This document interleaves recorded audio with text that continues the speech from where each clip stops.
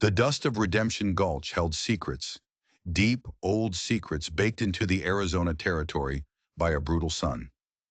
In 1878, the town itself was a secret, a place that loved to mock one particular tale. It was the legend of Elias Thorne, a man whose face was etched with the same harsh lines as the bluffs he worked beneath. He'd spent his last coin, not on cattle or tools, but on a wife, a bride bought from a cage. Her eyes held a silence that felt like the grave itself. The townsfolk, they just laughed. They called her Thorne's Folly, a cruel whisper echoing through the dry air. But they didn't know. They couldn't know the truth that was locked behind her lips, a truth so powerful, so earth-shattering, that when she finally spoke, it wouldn't be the town that heard it. Oh no, it would be the fearsome Apache.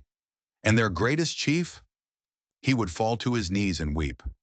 This isn't just a story about the Old West. This is about how a single word can rip apart a world, then stitch it back together again. Get ready. The heat in Redemption Gulch wasn't just weather. It was a living, breathing thing. A shimmering beast that clung to every clapboard building, turning the Main Street dust into a fine, choking powder. This was where hope withered and died, where the sun stripped men down to their raw, desperate souls. On one particular Tuesday, the beast of heat had a new morsel, a fresh piece of meat for the town's circling wolves. Elias Thorne and his newly acquired wife. Elias, he was a man carved from the very land. His face was a road map of sun-scorched lines, his hands calloused and scarred from a lifetime of breaking horses and mending fences. His ranch out on Thorn Creek was perpetually teetering on the edge of failure. He was a quiet man, all right, haunted. The war a decade earlier had stolen his easy smile, leaving him with a solemnity that these boisterous townsfolk mistook for weakness. Big mistake. 2 days before, he'd ridden out. Not to Prescott, not for cattle. He went east, towards the lawless outpost of Serpent's Tooth. He didn't come back with livestock. He came back with a woman. And she wasn't your usual mail-order bride, all nervous chatter and dreams of a homestead. No, this woman was different. Elias found her in a wagon cage, displayed, like an animal. The seller was a vile traitor named Silas Croft, a man whose teeth were as yellow as his morals. Croft had advertised her as a tame savage, a prize ripped from a raid that had itself been a raid on a native village. Her long dark hair hung like a curtain. Her face was striking, angular, beautiful. Her eyes, the color of dark honey, held a stillness that was both unnerving and profoundly deep. They saw everything. They revealed nothing. She don't speak, Croft had sneered, rattling the cage bars. Took a blow to the head, I reckon. Or maybe she's just stubborn. His grin was ugly. But she's strong. Good for work. Won't talk back. What more can a man ask for? The men gathered around him had roared with laughter, their gazes crawling over her like insects. But Elias saw something else. He saw the flicker of pure defiance in the rigid set of her jaw, an unbroken spirit in her unblinking stare. He saw a soul trapped in a cage, just as his own soul felt trapped in the lonely expanse of his ranch. He paid Croft's outrageous price, every last dollar. Money meant for winter seed, gone. He led her away, not by a rope, but with a quiet, respectful gesture of his hand. And that, my friends, was when the fuse was lit. Their arrival in Redemption Gulch was an event, a spectacle. Bartholomew Slocum, a man whose sprawling cattle empire bordered Elias's meager plot, was the first to cast a stone. He stood on the porch of the general store, a portly man in a fine waistcoat, his face already flushed with whiskey and arrogance. "Well, look what the cat dragged in," Slocum boomed, his voice carrying across the dusty street. "Thorne's finally gone and bought himself some company. Can't say I blame him, but I thought you'd have better taste, Elias. At least get one that can say yes." A wave of cruel laughter followed, sharp as a whip crack. Elias ignored it. His gaze was fixed straight ahead. The woman, whose name he still did not know, walked beside his horse. Her bare feet raised small puffs of dust. She didn't flinch. She didn't look away. Her composure was a fortress. Elias helped her onto the buckboard seat, his touch gentle on her arm, and drove them out of town towards his homestead. The sound of mockery trailed behind them like a cloud of flies. Thorne's Folly, they called her from that day on. The name stuck. It was whispered over saloon bars and stitched into gossip on front porches. Elias Thorne, the fool who bought a broken, silent bride. They had no idea. His ranch was a modest affair. Just a small, sturdy cabin he'd built himself, nestled in a valley carved by Thorn Creek. A barn that leaned slightly to the north, a corral holding his two steady geldings. The land was harsh, unforgiving, but also beautiful. A tapestry of sagebrush, cottonwoods, and distant purple mesas. He led her to the cabin door. "This is your home now," he said, his voice rough from disuse. "You are not a slave here. You are safe. You have a room of your own. You do not have to do anything you don't wish to." She looked at him, a long, searching gaze. He couldn't decipher it, but there was no fear, only a deep, unsettling watchfulness. She entered the cabin, her movements fluid and graceful, despite everything she'd endured. He'd prepared the small, spare room with a simple cot and a clean blanket. She went inside and gently closed the door, leaving Elias alone again. But this time, it was different. That night, Elias sat on his porch. The familiar weight of loneliness felt heavier than ever. He'd spent years in silence after the war, but now the silence in his own home was different. It was alive, breathing, watching. He looked out at the vast, star-dusted sky and wondered, had he just made the greatest mistake of his life? Or had he, for the first time since the war, finally done something right? The town could laugh all it wanted. He'd seen enough of the world's cruelty to know that true value was rarely understood by the crowd. This was just the beginning of a journey no one could have predicted. Days bled into weeks at Thorn Creek Ranch. The silence between Elias and the woman he came to call Alara, a name he'd read in a book, a name that felt soft and strong like she was, it became a language all its own. This wasn't just quiet. It was a language spoken in shared glances, in the placement of a cup of coffee on the porch rail each morning, in the way she would leave a bowl of wild berries on the table for him when he came in from the fields. It was a language of subtle care. Elias never pushed her. He spoke to her as if he expected a reply, but he never showed disappointment when none came. He'd narrate his day, describing the stubbornness of a particular calf, or the way the light hit the canyon walls at sunset. He told her about his parents, who died of fever on the trail west. He even spoke of the war, in clipped, hesitant sentences, exorcising demons that had long festered in his own solitude. "They told us we were fighting for a noble cause," he said one evening, cleaning his rifle by the firelight. "But all I saw was boys killing other boys. We all spoke the same language, but we stopped listening to each other. Maybe silence is better sometimes." He looked up, his gaze finding hers across the flickering flames. She sat across from him, mending one of his shirts with a skill that was both meticulous and innate. Her needle moved with a silent, rhythmic grace. When he spoke of the war, her hands paused for a fraction of a second. Her gaze lifted from her work to meet his. In her eyes, he saw not pity, but a deep, resonant understanding. The look of someone who had witnessed their own kind of senseless violence. This silent woman was seeing into his very soul. And that was just the start of the unraveling. Elara began to transform the small cabin, not with grand gestures, but with quiet, profound wisdom. She had a knowledge of the land that utterly astounded him. She'd disappear into the scrubland for an hour, then return with roots that, when boiled, made a soothing salve for his rope-burned hands. She found patches of wild herbs that kept the insects at bay, weaving river reeds into durable, beautiful baskets. She wasn't the helpless, broken thing the town imagined. She was a survivor, possessing a quiet competence that put the gossiping women of Redemption Gulch to shame. A dangerous truth for the town. One afternoon, Elias was trying to break a fiery young Mustang he'd captured. The horse was all wild energy and fear, bucking and rearing, its eyes white with panic. After nearly being thrown for the fifth time, Elias lay in the dust, wind knocked out of him, defeated. Slocum and a few of his ranch hands had ridden by and were watching from the fence line, their laughter loud and grating. "Can't even handle a horse, Thorne," Slocum bellowed. How do you expect to handle a wife, especially one who can't even tell you when you're doing it wrong? Elias felt a hot flush of shame and anger. He was about to rise and order them off his land when the corral gate creaked open. Alara slipped inside. She moved without a sound, her presence calm and deliberate. The wild Mustang, which had shied from Elias's every move, stopped its frantic pacing. It watched her, its ears swiveling, its nostrils flaring. She did not approach it head-on.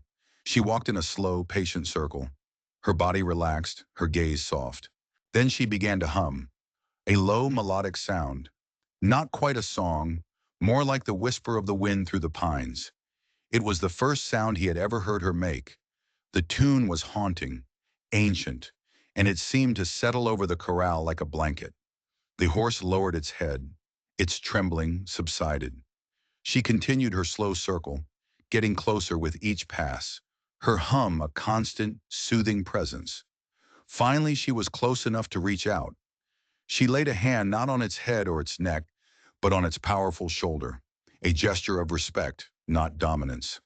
The horse shuddered once, then stood perfectly still, leaning into her touch. From the fence, the laughter had died. Slocum and his men watched in stunned silence. Alara looked at the horse, then turned her gaze to Elias, a clear question in her eyes. He rose slowly, brushing the dust from his clothes, and walked towards her. She took his hand and placed it on the Mustang's neck, right next to her own. The horse remained calm. That day, Elias rode the Mustang. Slocum and his men left without another word, their faces a mixture of confusion and begrudging awe. Elias was starting to see a new world.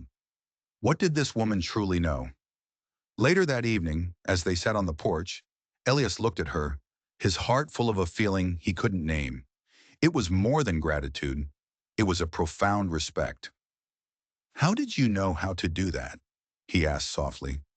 She simply looked out at the darkening landscape, at the land she knew so intimately. Her answer was in the gentle breeze, in the cry of a distant hawk, in the quiet strength that radiated from her. Elias was beginning to understand. Her silence wasn't an absence of words. It was a presence of something deeper, something the loud, brittle world of Redemption Gulch could never comprehend. He was no longer just protecting her.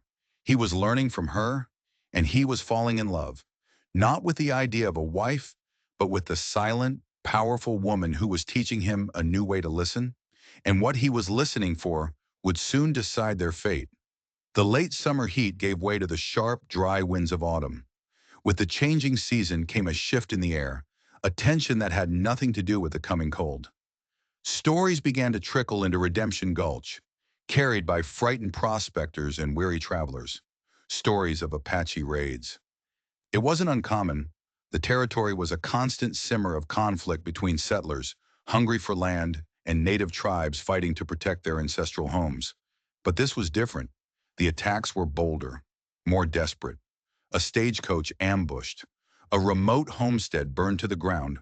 The war parties were led by a chief the settlers called Stoneheart, a name whispered with terror. Stoneheart was renowned for his strategic brilliance and his unyielding ferocity. They said he was searching for something, that his rage was fueled by a personal loss, a wound that would not heal. In Redemption Gulch, fear was a contagion, and like any sickness, it sought a host to blame.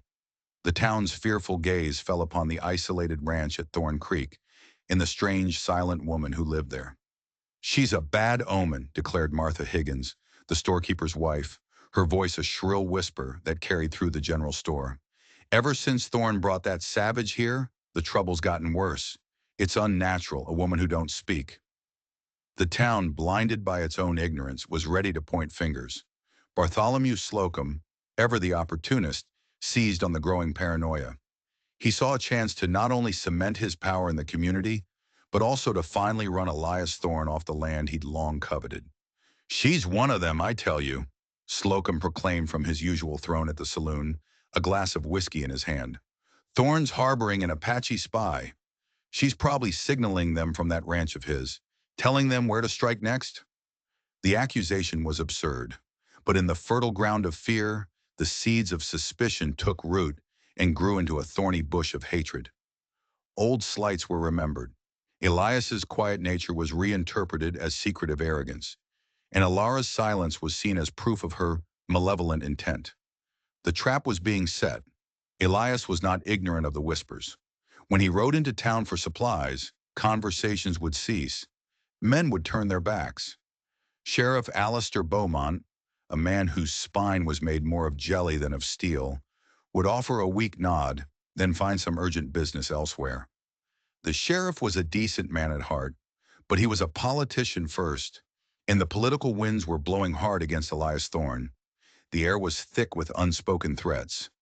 One day, returning from town, Elias found Alara standing on the ridge behind their cabin, looking east toward the jagged peaks of the Dragoon Mountains, the heart of Apache territory. Her posture was rigid, her attention so focused that she didn't hear his approach. There was a profound sadness in her stance, a longing that was almost painful to witness. Elias had the unsettling feeling that she wasn't just looking at the mountains, she was listening to them. What secrets did those mountains hold for her? The tension on the ranch mirrored the tension in the territory. Elias began sleeping with his rifle beside his bed again, a habit he'd hoped to leave behind with the war. He checked his perimeter every morning and evening. He wasn't afraid of an Apache attack. His land was poor and offered little to raid, but he was deeply afraid of the men from Redemption Gulch. Ilara seemed to sense the shift. She became even more observant, her eyes constantly scanning the horizon. She showed Elias how to read the signs of the land. A broken twig that meant a man had passed, the agitated flight of birds that warned of a predator nearby, the subtle changes in the wind that foretold a storm. She was teaching him to see the world as she did, a living thing, full of whispers and warnings. And then the ultimate warning appeared. One crisp afternoon, while checking a section of fence line near the creek, Elias discovered it, a single black feather, tied to the wire with a strip of red sinew. It wasn't a feather from any local bird. It was stark, deliberate, a marker, a message. He took it back to the cabin and held it out for Alara to see. When she saw the feather, a flicker of something, recognition, fear, sorrow, crossed her face before her mask of stoicism fell back into place. She took the feather from his hand, her fingers tracing its sharp edges. She then walked to the hearth and, without ceremony, dropped it into the flames. She watched it burn until it was nothing but a wisp of gray ash. She turned to face him. Her eyes were clear, but they held a new and terrible urgency. She walked to the cabin's heavy wooden door and slid the bolt across. It was a simple gesture, but it was the first time she had ever done it. It was a clear, unspoken statement. The world was no longer content to whisper about them from a distance. The danger was coming closer.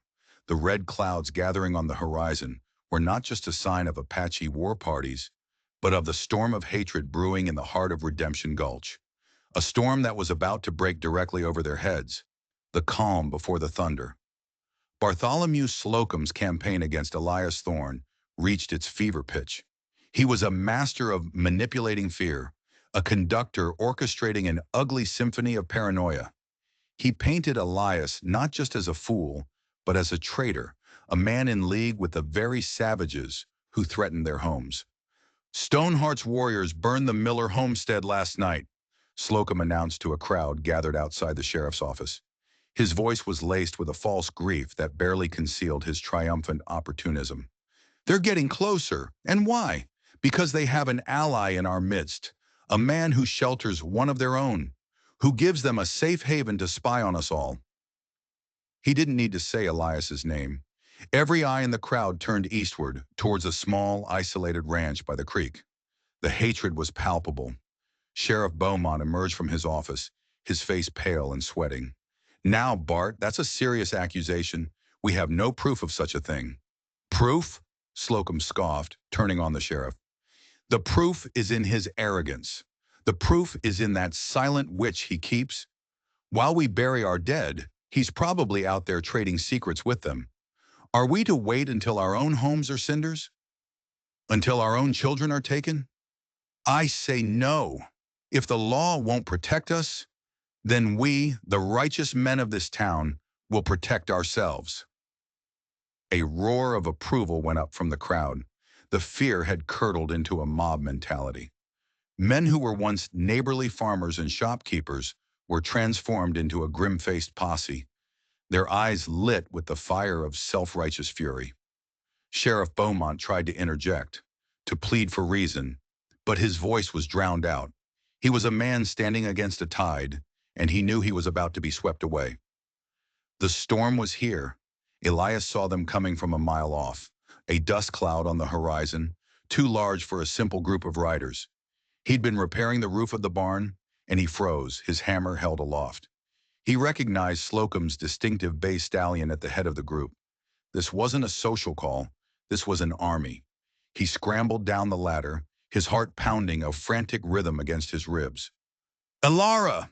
he called out, his voice sharp with alarm as he burst into the cabin. She was standing by the window, already watching them approach. There was no panic on her face, only a grim, settled resolve. It was the look of a person who had been expecting this moment their entire life. Her hands were not trembling. She looked at Elias, and in her gaze he saw not a woman who needed saving, but a partner ready to face the storm. He grabbed his Winchester rifle from its rack above the mantelpiece and a box of cartridges from a drawer. "Get to the root cellar," he ordered. "The door is thick. Stay there no matter what you hear." She shook her head, a small, firm gesture.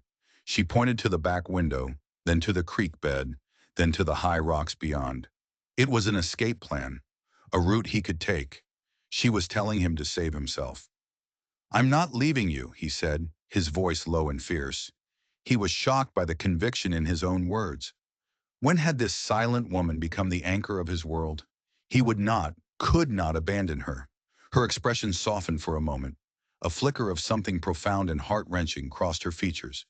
It was a look of gratitude, of sorrow that he was tied to her fate. Then the resolve returned. If he would not run, she would not hide. She picked up the heavy iron poker from the fireplace, its weight a poor substitute for a weapon, but she held it like a queen holding a scepter. The stage was set. The posse, a chaotic mob of some 20 men, thundered into the yard. They trampled the small herb garden Elara had so carefully cultivated. They surrounded the cabin, their faces twisted with anger and fear. Slocum dismounted, his shotgun held loosely in his hand. "Thorn!" he bellowed. "Come on out! We've come for the Apache witch!" Elias stepped onto the porch, his Winchester held ready, but pointed at the ground. "This is my property, Slocum. You have no business here. Turn your men around and go home." "We're not going anywhere without the squaw," another man shouted from the crowd. "Hand her over and we'll let you be." "She is my wife," Elias said, his voice ringing with a cold authority that surprised even himself. "She is under my protection. You will address her with respect and you will leave my land. Now." Slocum laughed, a harsh, ugly sound. "Wife? You call that thing a wife? We're here to administer justice, Thorne. Something our sheriff is too cowardly to do. Give her to us, or by God, we'll burn this cabin to the ground, with both of you in it." Elias raised the Winchester. The click of the hammer being pulled back echoed in the sudden silence. The first man who takes another step is a dead man. The standoff was absolute. The air crackled with tension. The men in the posse shifted nervously, their mob bravado wavering in the face of Elias's cold determination. They were farmers and clerks, not killers. But Slocum was a different breed. His eyes glittered with malice. This was about more than just Elara. It was about breaking the one man in the valley who had ever defied him. The moment of truth. "You're a fool, Thorne," Slocum snarled, raising his own shotgun. "You're choosing a savage over your own kind." From inside the cabin, Elara watched, her knuckles white around the iron poker. She saw the hatred in Slocum's face, the unwavering courage in Elias's stance. He was standing between her and a world that wanted to destroy her. A lone sentinel against the fury of the righteous. A heart, a fortress of silent grief for so long, felt a crack in its walls. Through that crack shone a fierce, desperate light. A love for the quiet, honorable man who was willing to die for her. And with that love came a wave of pure, unadulterated rage at the men who threatened him. The world narrowed to the space between the two men. The sun beat down, turning the dusty ranch yard into what felt like the devil's own anvil. Elias kept his Winchester steady, his sights centered on Slocum's chest. The other men fidgeted, their conviction evaporating under the stark reality of imminent bloodshed. This was it. "Last chance, Thorne," Slocum growled, his face beaded with sweat. "Get off my land," Elias repeated, his voice dangerously low. It was a twitch, a flicker of movement from the edge of the crowd that broke the spell. A nervous young farmer named Owen Peterson, caught up in the mob's frenzy, raised his pistol. Perhaps he meant only to fire a warning shot into the air, to scare Elias into submission. But his hand was trembling. The shot went wide, splintering the wooden post of the porch inches from Elias's head. The sound of the gunshot shattered the tense quiet. It was the spark the powder keg needed. Panic and instinct took over. The posse, thinking Elias had fired, raised their own weapons. Elias dove back from the porch as a volley of lead ripped through the air, tearing into the front of his cabin. Inside, Alara was thrown to the floor by the sheer force of the impacts. Wood splintered around her. The window pane shattered, showering the room with glass. For a moment, she was back in another time, another place of chaos and violence. The air thick with screams and gunpowder. The trauma that had stolen her voice threatened to paralyze her. But then she heard Elias cry out. It was a sharp grunt of pain. Peeking through the shattered window, she saw him crouch behind an overturned water trough, a dark stain spreading on his left shoulder. He was hit. Seeing him wounded broke the grip of her past. The terror was replaced by a cold, protective fury. The men outside were no longer a faceless mob. They were a direct threat to the only person who had ever shown her kindness in this cruel new world, and she was ready to fight. Elias returned fire, his shots precise and deliberate.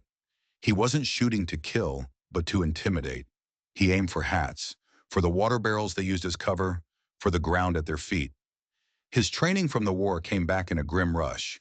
How to conserve ammunition, how to use cover, how to make one man seem like five. Slocum's men, disorganized and lacking a true commander, fell into disarray. They were accustomed to being the aggressors, the overwhelming force. They weren't prepared for a siege, for a single determined man who knew how to fight. "Spread out! Surround the cabin!" Slocum roared, trying to regain control. "He can't watch every direction at once." As the men began to move, Elara acted. She knew the cabin and the land around it better than anyone. While Elias kept the front of the posse pinned down, she slipped out the back door, silent as a shadow. She crawled on her belly through the tall grass behind the barn, the iron poker clutched in her hand. She saw two of Slocum's men trying to sneak around the side of the barn, hoping to get a clear shot at Elias's flank. They moved clumsily, whispering loudly to each other. Elara moved behind them, her bare feet making no sound on the dry earth. She waited until they were just past a stack of old firewood. With a surge of adrenaline, she pushed the precariously stacked pile. The heavy logs tumbled down with a tremendous crash, startling the two men and trapping one of them by the leg. His cry of pain and surprise drew the attention of the others. Elias used the diversion to his advantage, firing two quick shots that sent Slocum and his closest men scrambling for better cover. The battle was turning into chaos.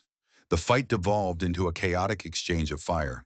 The air grew thick with the acrid smell of gunpowder.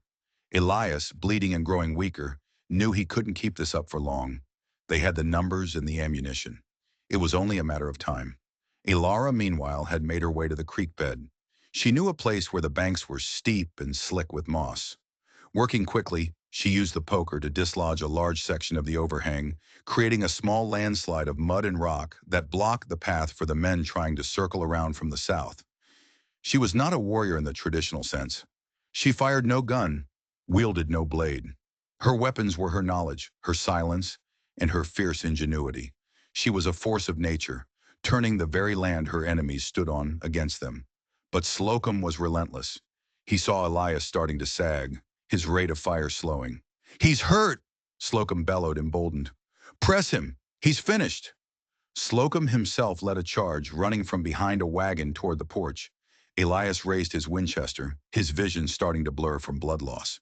He squeezed the trigger, but the rifle only gave a dull click. Empty. A cruel, triumphant grin spread across Slocum's face as he leveled his shotgun. This was it. The end. Elias closed his eyes. his last thought a regret that he had brought this destruction down upon the silent woman he had tried to save. He heard a strange sound, not the blast of a shotgun, but a low, powerful thrumming. It was a sound that seemed to come from the earth itself, a sound of guttural war cries and the thunder of 100 unshod hooves. The world was about to change. Slocum froze, his shotgun aimed at Elias. His triumphant grin faltered, replaced by a look of disbelief and stark terror. The men of his posse lowered their weapons, their faces turning ashen. On the ridge to the east, silhouetted against the setting sun, a line of riders had appeared. They were not settlers. They were lean, powerful men with long hair and faces painted for war. They sat atop their ponies with an easy grace, holding lances and bows. At their head was a tall, imposing figure whose presence commanded absolute authority. It was Stoneheart and his Apache war party. They had been drawn by the sound of the sustained gunfire, coming to investigate the battle raging in the valley. The siege at Thorn Creek had a new terrifying audience, and the hunters from Redemption Gulch had just become the hunted, a twist no one saw coming. The arrival of the Apache war party plunged the valley into an eerie, suffocating silence. The gunfire ceased. The shouts died in men's throats. Slocum's posse, which seconds before had been an instrument of arrogant fury, was now a scattered group of terrified men, trapped between a man they'd come to kill and a force they had only ever known in their nightmares. Elias, still slumped behind the water trough, could only watch, his empty rifle useless in his hands. He saw the warriors not as the faceless savages of Slocum's rhetoric, but as what they were, master horsemen, disciplined and deadly, their eyes fixed on the scene below with cold, assessing intelligence. The chief Stoneheart was magnificent and terrible. He sat on a powerful war pony, his face a mask of stern authority, etched with lines of grief that seemed as deep as the canyons. He wore a simple leather vest and leggings, but on his head was a single, proud eagle feather. He scanned the chaos in the ranch yard, the bullet-riddled cabin, the terrified townsman, the bleeding man on the ground. His gaze was methodical, missing nothing. Slocum, recovering from his initial shock, made a fatal miscalculation.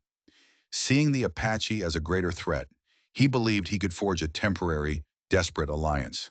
"White settlers!" he shouted, his voice cracking with fear. "They're the enemy! Help us, Stoneheart!"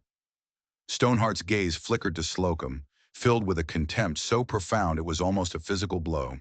He and his warriors had been hounded, hunted, and murdered by men like Slocum for years. The plea was not just ignored, it was an insult. Then from the shadows of the cabin porch, a figure emerged. It was Alara. She walked out into the dying light, the iron poker still in her hand. Her face was smudged with dirt, her dress torn, but she moved with an impossible, regal calm. She ignored the posse. She ignored Elias. Her eyes were fixed on only one man, the chief on the ridge. Stoneheart saw her, and the world stopped. The stoic mask on the chief's face shattered. His jaw went slack. A storm of emotions, disbelief, agony, a dawning, impossible hope, warred in his eyes. He let out a choke sound, a guttural cry that was not a war whoop, but a name torn from the very depths of his soul.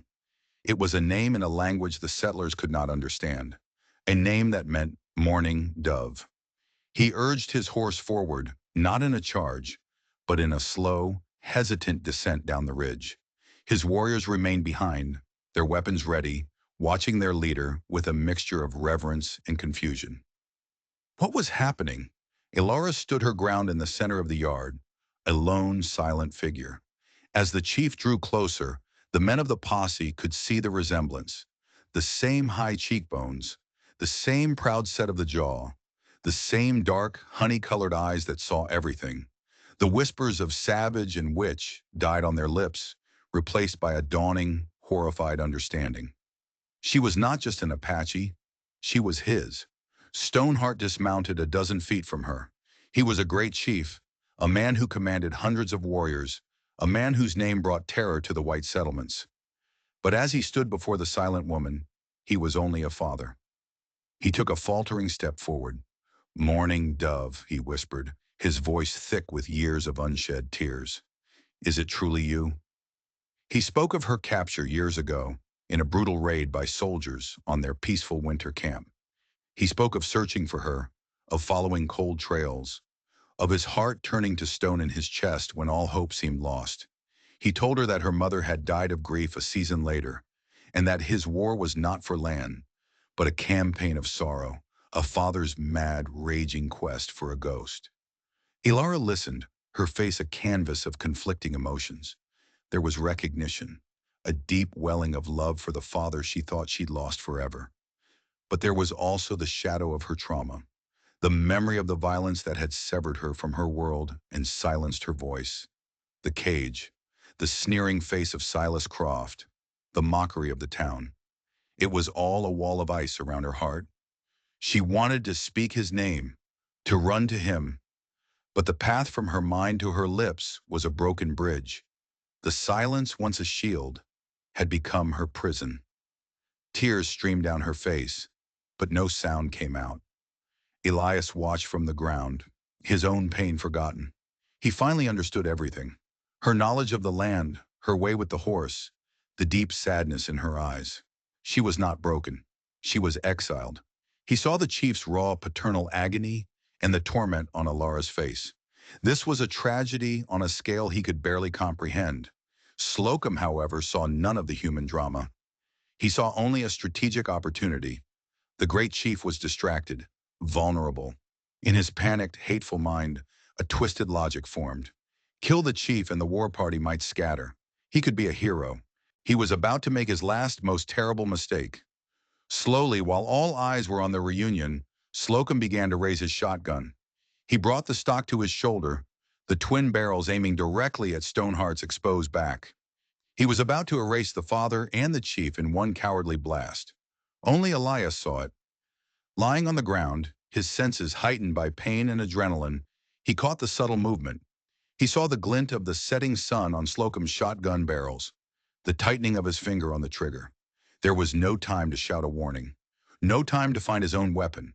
There was only time for instinct. With a roar born of desperation and a fierce, protective love, Elias launched himself forward. He ignored the fire in his shoulder, the dizziness from blood loss. He covered the few feet between them and slammed his body into Slocum's side just as the man fired. The shotgun blast erupted with a deafening boom, but instead of tearing into the chief's back, the pellets went wide, ripping harmlessly into the dirt. The force of Elias's tackle sent both men sprawling to the ground. Slocum, enraged, rolled over and brought the heavy stock of his gun down on Elias's head. The world exploded in a flash of white-hot pain, and then for Elias, there was only darkness. The scene froze for a heartbeat.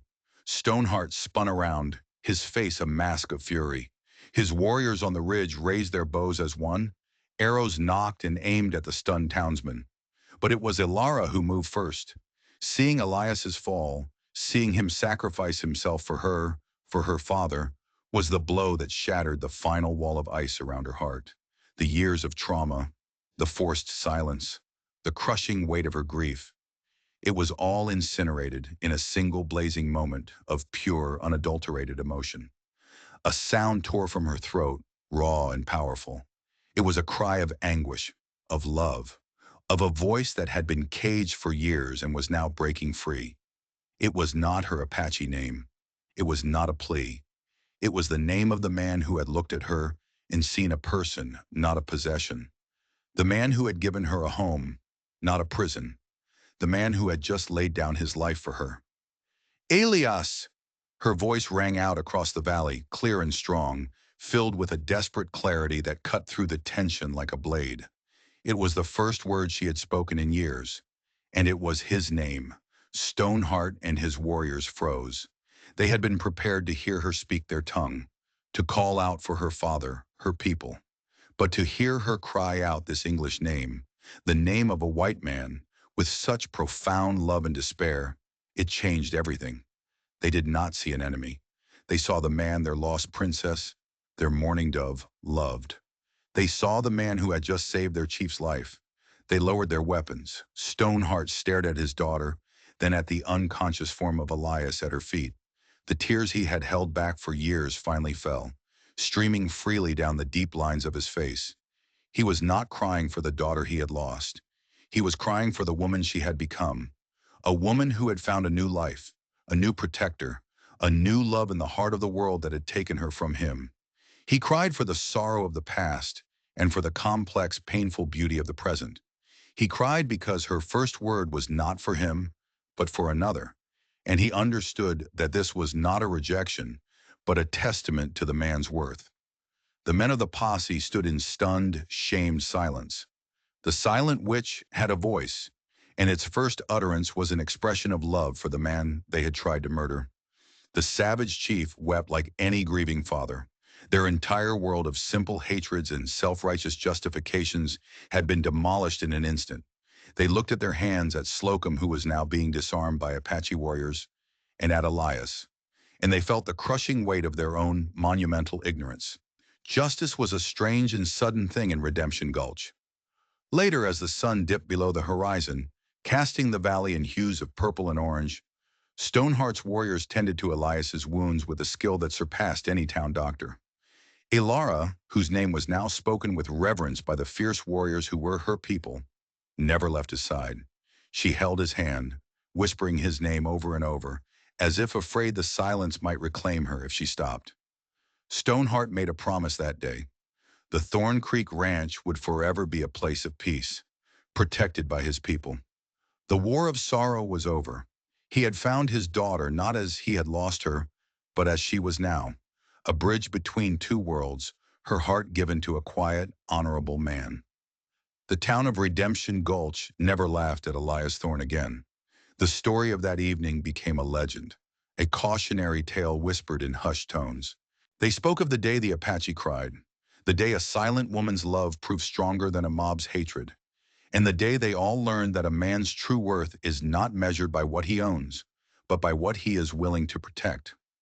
And in the center of it all was Elias and Alara, two silent souls who had found a language all their own, a language that had ultimately saved them all. The week that followed the siege was one of profound quiet, but it was a different kind of quiet from the one that had defined the ranch before. The silence of solitude and trauma had been replaced by the soft stillness of healing. Elias lay in his bed, his shoulder expertly bound with herbs and clean linen by Stoneheart's medicine man, his head still throbbing from Slocum's final desperate blow. But the physical pain was a distant hum beneath a feeling of deep, bone-settling peace he hadn't known since he was a boy. The source of that peace sat in a chair beside him, her hand resting gently on his arm. He was still getting used to the sound of her voice. It was not the instrument he might have imagined, not a torrent of released words, but a calm, flowing river. She spoke deliberately, as if reacquainting herself with the shape of each syllable. In the long hours of his recovery, she filled the spaces between them, not with chatter, but with substance. She told him her name was not Alara, but a word in her tongue that meant morning dove. She spoke of her childhood in the Dragoon Mountains, of learning the ways of the deer and the hawk from her father, of weaving stories with her mother. She spoke of the day the soldiers came, not with anger, but with a deep, haunting sorrow that made Elias's own ghosts of war rise up in shared grief. When they took me, she explained, her gaze distant, the words were stolen, not by the blow to my head, but by the fear. To speak was to give them a piece of myself, and I had nothing left to give. So I became a stone. I became silent, until now. Until now, Elias whispered, his voice hoarse with emotion. She squeezed his hand, her honey-colored eyes locking with his. You did not try to take anything from me, Elias Thorne. You gave. You gave me safety. You gave me patience. You gave me a home. You built a place so quiet I could finally hear my own voice, waiting to come back. He learned that her English was pieced together, learned from listening, first in captivity, then to the townsfolk, and mostly to him during his long, one-sided conversations on the porch. She had understood far more than he had ever known. On the fifth day, a lone rider approached the ranch. It was Sheriff Beaumont. He dismounted hesitantly, holding his hat in his hands like a penitent schoolboy. He did not approach the porch until Alara gave him a nod of permission. Mr. Thorne, Beaumont began, his eyes fixed on the floorboards. Ma'am, he cleared his throat. I've come on behalf of Redemption Gulch to offer a profound apology. We were blinded by fear and by the lies of a hateful man. There's no excuse for what we did, for what I allowed to happen. Where is Slocum? Elias asked, his voice flat. Locked up. A federal marshal is on his way from Tucson to take him to the territorial prison. He'll face charges of attempted murder and inciting a riot. His ranch hands who were with him, they've all given testimony against him. They're shamed men, Thorne. The whole town is. Beaumont finally looked up, his eyes pleading. We were wrong, terribly wrong. If there is anything the town can do to make amends. Elias looked at Alara. She gave a small, almost imperceptible shake of her head. They needed nothing from the town that had scorned them. Just leave us in peace, Sheriff, Elias said. That will be enough. Beaumont nodded, a look of relief and deep sadness on his face. He left a crate of supplies on the porch. Flour, coffee, medical tinctures, a silent offering from the general store, and rode away, leaving them once more to the valley's peace. 2 days later, another party arrived. But this one came not with shame, but with honor. Stoneheart returned, accompanied by only 2 warriors. He dismounted and approached the porch, where Elias, now strong enough to sit up, was waiting with Morning Dove by his side.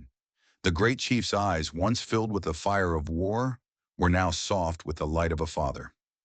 He presented Elias with a gift, a beautifully crafted bow, made from the wood of a mountain locust tree, its string woven from sinew. It was not a weapon of war, but a tool for a provider, a symbol of respect from one man to another. My daughter speaks your name, Stoneheart said, with Alara translating his words, her voice the seamless bridge between them. She chose to stand with you. My heart was broken to lose her, but it is healed to see she found a man of honor. The land of Thorn Creek is as sacred to my people now as our own mountains. You are family. You will never be alone. That evening they shared a meal. Elias roasted a rabbit, and Stoneheart's warriors brought dried berries and roasted piñon nuts. They ate together on the porch, 3 cultures converging under a canopy of stars. A former soldier, a chief's daughter, and a warrior father. They spoke of the land, of the changing seasons, of the simple universal truths that transcended language and history. After Stoneheart departed, leaving his daughter in the world she had chosen, Elias and Morning Dove sat in their usual chairs on the porch. The whispers of the creek filled the night air, a gentle, constant murmur. Morning Dove, Elias said, testing her true name on his tongue. It felt right. She smiled, a genuine, beautiful smile that lit up her entire face. It was the first time he had ever seen her truly smile. My father calls me that, but when you say it, my heart knows it's home. She paused, then added, but I like Alara too. It was the name you gave me when I had none. It was the first gift. He reached out and took her hand. The silence was gone, but the peace remained, deeper and richer than before. The town no longer laughed. The Apache no longer cried in sorrow. And on a small, protected ranch, nestled by a whispering creek, a man and a woman who had been brought together by cruelty and loss, looked toward the horizon, ready to build a future not of silence, but of shared words, shared dreams, and a love that had proven strong enough to bring 2 warring worlds to peace. In the vast, untamed expanse of the Old West, stories were often written in gunpowder and blood, but the greatest legends are those written by the heart. The tale of Elias Thorne and his silent bride, Alara, is a testament to the enduring power of kindness in a world brimming with cruelty. It reminds us that courage isn't about the loudness of your voice, but the strength of your convictions, and that understanding can bridge the deepest of divides. Their story proves that sometimes the quietest people hold the most powerful truths. If this story of unlikely love, hidden strength, and redemptive courage moved you, please take a moment to click the like button and share it with others who appreciate tales from the forgotten corners of history. Don't forget to subscribe to our channel for more stories that bring the drama and spirit of the Wild West back to life. Thank you for listening.